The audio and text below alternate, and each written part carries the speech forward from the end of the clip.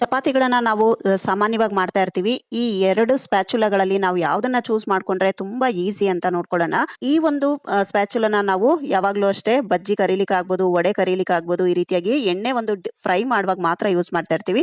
ಆದ್ರೆ ಈ ರೀತಿ ಚಪಾತಿಗಳನ್ನ ಮಾಡುವಾಗ ಯೂಸ್ ಮಾಡಿ ನೋಡಿ, ತುಂಬಾನೇ ಚೆನ್ನಾಗಿರುತ್ತೆ.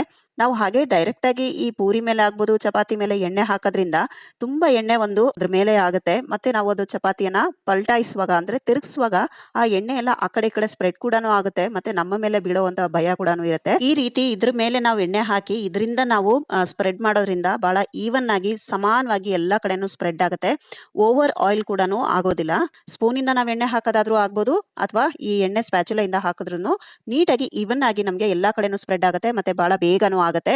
ನಮ್ಮ ಒಂದು ಬಟ್ಟೆಗಳ ಮೇಲೇನು ಒಂದು ಒಳ್ಳೊಳ್ಳೆ ಬಟ್ಟೆಗಳು ಹಾಕೊಂಡಿರ್ತೀವಿ, ಅದ್ರ ಮೇಲೆ ಒಂದು ಆಯಿಲ್ ಕರೆ ಕೂಡ ಆಗಲ್ಲ. ಆಯಿಲ್ ಆಗಿ ಮತ್ತೆ ಆಯಿಲ್ ಅನ್ನು ಹೇಗೆ ತೆಗಿಬೇಕು ಅಂತ ನಾವು ಹುಡುಕಕ್ಕಿಂತ ಆಯಿಲ್ ಆಗದೆ ರೀತಿ ಮಾಡ್ಕೊಳ್ಳೋದು ತುಂಬಾ ಒಳ್ಳೇದಲ್ವಾ.